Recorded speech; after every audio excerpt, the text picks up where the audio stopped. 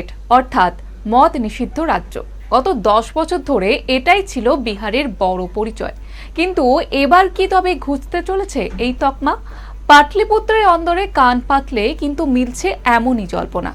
যে স্বপ্ন নিয়ে 2016 সালে বিহারকে মদ মুক্ত ঘোষণা করা হয়েছিল, সেই উদ্দেশ্য নাকি সম্পূর্ণ ব্যর্থ।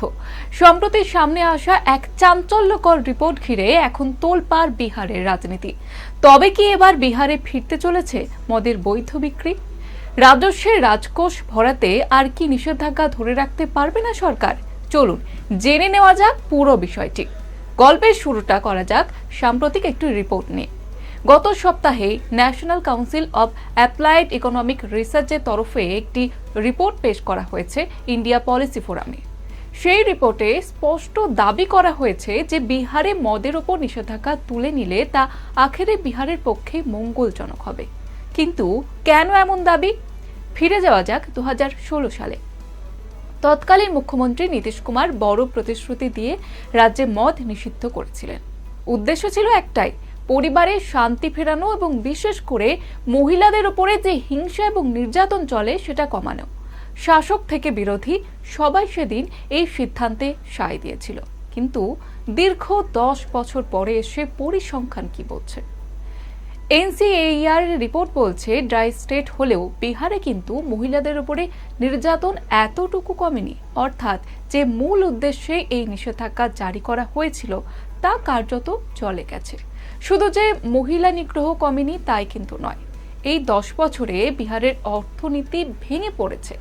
মদ বিক্রি বন্ধ থাকার কারণে রাজ্য সরকারকে বছর বছর গুনতে হচ্ছে হাজার হাজার কোটি টাকার রাজস্বের ঘাটতি। আর আমজনতা? সরকারের ঘরে টাকা না গেলেও কালোবাজারিদের পকেট কিন্তু ঠিকই ভরছে। ন্যাশনাল ফ্যামিলি হেলথ সার্ভে সাম্প্রতিক রিপোর্ট যে তথ্য তুলে ধরেছে তারা, সেটাও কিন্তু চমকপ্রদ। সেই রিপোর্ট অনুযায়ী ড্রাই স্টেট বিহারে মদ্যপান কমেনি, বরং 1.1% আরও বেড়ে গিয়েছে।